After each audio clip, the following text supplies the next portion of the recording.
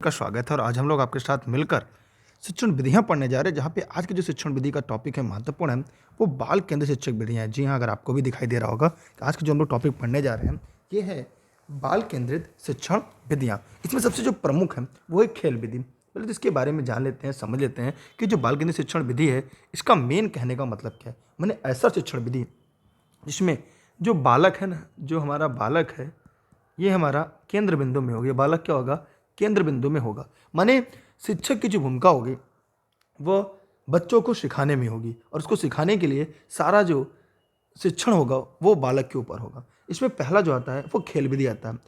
आज खेल विधि को जानते हैं कि खेल एक शिक्षण विधि है, टीचिंग मेथड है। उसी प्ले वे मेथड को हम लोग पढ़ने जा रहे हैं और यह आपकी परीक्षा के लिए काफ़ी और अति महत्वपूर्ण हम यूँ कह सकते हैं।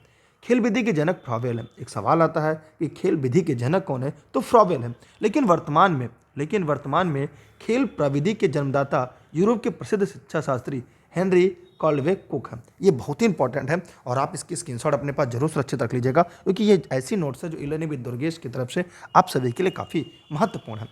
यहाँ पर एक मैकडूगल ने खेल को एक सामान्य स्वाभाविक प्रवृत्ति कहा और लिखा है, खेल एक स्वाभाविक और आनंददायक और जन्मजात शक्ति है। खेल से शारीरिक सामाजिक विकास तो होता ही है, साथ ही साथ नेतृत्व क्षमता का भी विकास होता है और छात्र अनुशासन प्रिय होता है तथा मानसिक तनाव से मुक्त रहता है। माने खेल से क्या होती है, जो शारीरिक सामाजिक विकास तो होता ही है, साथ ही साथ नेतृत्व क्षमता का भी विकास होता है और छात्र अनुशासन प्रिय होता है तथा मानसिक तनाव से भी मुक्त रहता है। इसलिए ये सभी जो शिक्षा शास्त्री हैं वो खेल विधि से बच्चों को पढ़ाने की, शिक्षण करने की वकालत करते हैं। आगे हम लोग देखेंगे खेल के माध्यम से, यहाँ पे ध्यान से देखना होगा हम लोग को, जो काफ़ी इंपॉर्टेंट चीज़ें हैं कि खेल के माध्यम से छात्र ज्ञान ग्रहण करता है। छात्र क्या करता है? ज्ञान ग्रहण करता है। वो अस्थायी और सुदृढ़ होता है। माने खेल बच्चों के लिए रुचिकर भी है और बच्चे इसमें पार्टिसिपेट करना चाहते हो, खेलना चाहते हैं। कभी कभी कक्षा में पूछा जाए, बेटा आज क्या करने मन कर, सर पढ़ना नहीं है, खेलने का मन कर रहा है, तो उस दशा में हम बच्चों के द्वारा जो सिखाते हैं, उसके द्वारा सीखा गया जो ज्ञान होता है वो अस्थायी होता है, सुदृढ़ होता है। आइए संबंधित खेल शास्त्री के बारे में जानते हैं, जहाँ से आपकी परीक्षा में सवाल आते हैं। पहला है फ्रॉबेल, मॉन्टेसरी, पेस्टोलॉजी, जीन पियाजे, हेनरी कॉल्वे कुक। ये ऐसे व्यक्तित्व हैं जिनका संबंध खेल शिक्षण विधि से है, खेल शिक्षा शास्त्र से। आप इसकी स्क्रीनशॉट कर लीजिएगा, क्योंकि इसकी जो नोट्स है आपको इलेनी विद दुर्गेश के ऐप पर भी आपको मिल जाएगी। अब दूसरा जो हम लोग पढ़ने जा रहे हैं वो है प्रश्नोत्तर विधि, जिसे हम सुकराती विधि के नाम से जानते हैं, क्वेश्चन आंसर मेथड। ये काफ़ी महत्वपूर्ण विधि है और खासकर ये बच्चों में रुचि प्रकट करने के लिए, रुचि पैदा करने के लिए इस शिक्षण विधि का सबसे ज़्यादा प्रयोग किया जाता है। शिक्षण के क्षेत्र में अगर हम बात करें तो यह प्रविधि अपनाना महत्वपूर्ण स्थान रखती है। इस प्रविधि के जन्मदाता प्रसिद्ध ग्रीक दार्शनिक सुकरात थे, इसलिए इसे सुकराती विधि के नाम से भी जाना जाता है। ये ग्रीक के दार्शनिक थे। इस विधि में क्या होता है, शिक्षक बच्चों से प्रश्न पूछकर पाठ का विकास करता है। इस विधि में शिक्षक बच्चों से प्रश्न पूछकर पाठ का विकास करता है। प्रश्नों एवं उत्तरों की प्रावधानता होने के कारण इसे प्रश्नोत्तर विधि या प्राविधि विधि कहते हैं। मतलब इसमें प्रश्नों के और उत्तर के प्रधानता होने के कारण इसे प्रश्नोत्तर विधि या प्राविधि भी कहते हैं। प्रश्न इस प्रकार पूछे जाते हैं कि छात्रों की रुचि और जिज्ञासा बनी रहे, क्योंकि कक्षा में प्रश्न पूछने से जो बच्चे होते हैं उनकी रुचि और जिज्ञासा दोनों बनी रहती है। इसलिए यह विधि काफ़ी महत्वपूर्ण है और कक्षा में इसका प्रत्यक्ष प्रयोग हमेशा करने को और देखने को भी मिलता है। आगे हम लोग देखते हैं प्रश्नोत्तर विधि के क्या क्या गुण हैं और क्या क्या दोष हैं। आइए यहाँ पर ध्यान से देखते हैं। इसमें प्रश्नोत्तर विधि के गुण में कि जो विद्यार्थी है प्रश्न पूछता है और प्रश्नों के उत्तर भी देता है। माने जो बच्चा है वो प्रश्न पूछता है और उत्तर भी देता है। शिक्षक भी प्रश्न पूछता है और बच्चे के अंदर जिज्ञासा होता है। विद्यार्थी में रुचि और जिज्ञासा बनी रहती है, जिससे वह ज्ञान को सरलता से ग्रहण कर लेता है। जिससे बच्चा क्या है, ज्ञान को सरलता से ग्रहण कर लेता है।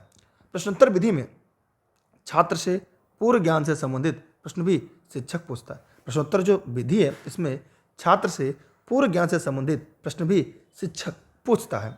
इस विधि में शिक्षक छात्रों का मूल्यांकन भी साथ ही साथ करता रहता है, जिससे अध्यापक को यह ज्ञात रहता है कि शिक्षण उद्देश्यों को पूरा किया जा रहा है। इस विधि में शिक्षक छात्रों का मूल्यांकन भी करता रहता है। साथ ही साथ अध्यापक को ये पता भी चलता है कि शिक्षण के उद्देश्यों को पूरा किया जा रहा है। प्रश्नोत्तर विधि के द्वारा छात्रों में तर्क वितर्क की क्षमता का विकास होता है। प्रश्नोत्तर विधि के द्वारा ही बच्चों में तर्क और वितर्क करने की क्षमता का विकास होता है। मतलब ये प्रश्नोत्तर विधि के प्रमुख गुण हैं, जहाँ सबकी परीक्षा में झोला भर भर के सवाल आते हैं। आप लोग इस वीडियो को ज़्यादा से ज़्यादा लोगों तक शेयर करिएगा और कोशिश करिएगा कि इन सभी तथ्यों को पढ़ने के बाद आपकी परीक्षा में ज़्यादा से ज़्यादा सवाल हैं। इसके साथ हम इसकी क्वेश्चन बैंक की सीरीज को भी हल करेंगे ताकि आप सभी तथ्यों को पढ़ें। आइए इसके दोष को भी जानते हैं। जो प्रश्नोत्तर विधि के दोष हैं, इसमें क्या है? इस प्रविधि में सबसे बड़ा दोष यह है कि विद्यार्थी प्रश्न करने के झिझक महसूस नहीं करता, जिसके कारण वह कभी कभी विषय से हटकर भी प्रश्न पूछता है। प्रश्नोत्तर विधि जो है उसकी ढेर सारी अच्छाइयाँ हैं, लेकिन कमियों की अगर हम बात करें तो बहुत बार ऐसा होता है कि बच्चों को पूरी छूट रहती है प्रश्न पूछने का, तो कभी कभार ऐसा होता है कि वो लीक से हटकर, टॉपिक से हटकर बिना मतलब के सवाल भी पूछता है, जिससे कच्चा का समय बर्बाद होता है। इसलिए इस बात में ये ध्यान रखना चाहिए, हर शिक्षण विधि के कुछ गुण होते हैं, कुछ दोष होते हैं। तो यहाँ पर हमें इसके दो समझ में आ गए। इस प्राविधि के द्वारा कक्षा में प्रश्न इस प्रकार पूछे जाते हैं कि बाहर से देखने पर लगता है कि शिक्षण कार्य सही से नहीं चल रहा है। मतलब जब प्रश्न पूछा जाता है, बच्चे जवाब देते हैं, बच्चे प्रश्न पूछते हैं, अध्यापक जवाब देते हैं, लेकिन जब दूर से कोई देखता है उसको लगता है अरे यार क्लास में क्या हो रहा है, पढ़ा नहीं रहे हैं क्या मास्टर, खाली बातें ही कर रहे हैं। तो इससे दूर से देखने पर लगता है यार ये शिक्षण कार्य तो व्यर्थ है। इसलिए इसमें दूर से देखने पर लगा है कि समय व्यर्थ हो रहा है, समय की बर्बादी हो रही है और शिक्षण कार्य नहीं हो रहा है।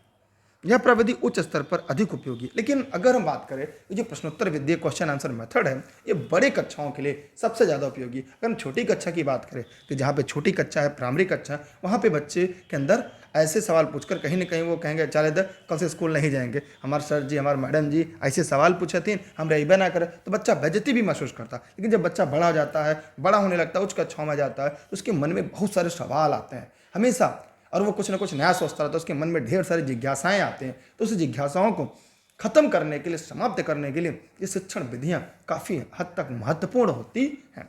तो आप लोग इसे जानते रहिएगा। अब हम और आगे चलते हैं। अब एक है शैक्षिक पर्यटन विधि। अगर शैक्षिक पर्यटन विधि की बात करें तो यहाँ पर यह प्रोफेसर रेन द्वारा शैक्षिक पर्यटन विधि का विकास किया गया। रविन्द्रनाथ टैगोर के अनुसार भ्रमण करते हुए सीखना एक मनोवैज्ञानिक विधि है। माने भ्रमण करते हुए सीखना यह एक मनोवैज्ञानिक विधि है। ये किसने कहा? ये रविन्द्रनाथ टैगोर जी का ये मानना था। शैक्षिक पर्यटन में शिक्षण विधि, जो शिक्षण विधि होती है, ये शिक्षा की सहायक सामग्री तथा पाठ्यक्रम सहगामी क्रिया तीनों के गुण पाए जाते हैं। यह विधि एक बाल केंद्रित एवं मनोवैज्ञानिक है। मैंने आप देखते होंगे बच्चों का टूर जाता है, आपने कई बार सुना होगा कि बच्चों का टूर जाना, तो टूर जाता है तो इसीलिए टूर जाता है ताकि बच्चा वहाँ पे जाए और भ्रमण के द्वारा सीखे, ज्ञानार्जन करे। यह विद्यार्थियों को अस्थायी अनुभव ज्ञान प्रदान करती है। निरीक्षण, विश्लेषण, तर्क शक्ति, अनुसंधान शक्तियों की कल्पना शक्ति आदि का इससे विकास होता है। बच्चा निरीक्षण करता है, उसमें विश्लेषण करता है, तर्क करता है, अनुसंधान और कल्पना शक्तियों का बच्चों में क्या होता है? विकास होता है। अब यहाँ पर हम देखेंगे कि इसमें कुछ महत्वपूर्ण बिंदु है जो आपको जानना जरूरी है कि धीमी गति से सीखने वाले विद्यार्थियों को भी पर्याप्त अधिगम हो जाता है। माने जो धीमी गति से सीखने वाले बच्चों को भी पर्याप्त अधिगम हो जाता है। आनंदमय अधिगम प्राप्त होता है क्योंकि स्वाभाविक, वास्तविक व प्राकृतिक वातावरण में सीखा हुआ ज्ञान आनंद की वजह से पक्का हो जाता है, क्योंकि स्वाभाविक, वास्तविक व प्राकृतिक वातावरण से सीखा जाता है। देश की संस्कृति, धरोहर, इतिहास और सभ्यता का संरक्षण होता है। विद्यार्थियों में प्रकृति के प्रति आकर्षण भी बढ़ता है। तो ये सारी चीज़ें जो महत्वपूर्ण थी वो हम लोगों ने देखा कि जो भ्रमण विधि है उससे क्या क्या फायदा होता है, और आज भी लोग घूमना पसंद करते हैं और घूमने के द्वारा शिक्षण कार्य करना पसंद करते हैं। बच्चों को भी ये बात काफ़ी पसंद आती है। आइए हम लोग देखते हैं कि जो शैक्षिक पर्यटन की क्या क्या सीमाएँ हैं। माने समय, धन तथा शक्ति की दृष्टि से अधिक महंगे होते हैं। वर्ष में 1 या 2 ही पर्यटनों का आयोजन संभव होता है। शैक्षिक पर्यटन के विद्यार्थी एक मनोरंजन के रूप में लेते हैं, इनका शैक्षिक महत्व नहीं होता। विद्यार्थी निर्देशन पत्र का उपयोग समुचित ढंग से नहीं करते हैं, तो यहाँ पर इसकी कुछ लिमिटेशन है। तो यहाँ पर आज हम लोगों ने जो शिक्षण विधि पढ़ने का प्रयास किया वो हमने बता दिया। इसके बाद हम इसके आगे जो वीडियो हैं उनमें इनसे जुड़े हुए और महत्वपूर्ण लेक्चर लेकर आएंगे। इसकी जो PDF आपको टेलीग्राम पर मिल जाएगी। टेलीग्राम पर आप दुर्गेश सर सर्च करके ई लर्निंग विद दुर्गेश पर जुड़े जाएंगे। ई लर्निंग विद दुर्गेश पर आप जब जुड़ेंगे तो आपको टेलीग्राम पर सभी क्लास की नोटिफिकेशन वीडियो मिल जाएगी। और आप अगर घर बैठे नोट्स प्राप्त करना चाहते हैं तो ई लर्निंग विद दुर्गेश के ऑफिस के नंबर पर व्हाट्सएप या कॉल करके जानकारी ले सकते हैं। मेरे द्वारा सभी क्लासेज निःशुल्क आप सभी के लिए देशहित में राष्ट्रहित में होता है। ये सभी क्लासेज जनपद जौनपुर से लाइव चल रही हैं। आप इस वीडियो को शेयर करिएगा और चैनल को सब्सक्राइब करके लाइक करना ना भूलिएगा। और वीडियो पे नए हैं तो अपने सभी साथी मित्रों को शेयर भी करिएगा। ये वीडियो फेसबुक पर, यूट्यूब पर लाइव चली क्रम रूप से पढ़ेंगे और समय से पहले हम लोग कोशिश करेंगे सारे सिलेबस को, सारे पैटर्न को, पूरे कोर्स को खत्म करने का। तो आप लोग इस वीडियो में जुड़े रहें। बहुत बहुत धन्यवाद। आगे हम लोग पढ़ेंगे इसके अन्य जो शिक्षण विधियाँ, क्योंकि शिक्षण विधियों को हमने अनटैप पढ़ाना चाहा ताकि आपके जो थियरी है वो भी समझ में आ जाए। जहाँ जरूरत पड़े आप इन सबके स्क्रीनशॉट भी अपने पास रख लें। आप सभी को बहुत बहुत धन्यवाद। मिलते हैं एक नए वीडियो लेक्चर में, तब तक के लिए बाय बाय।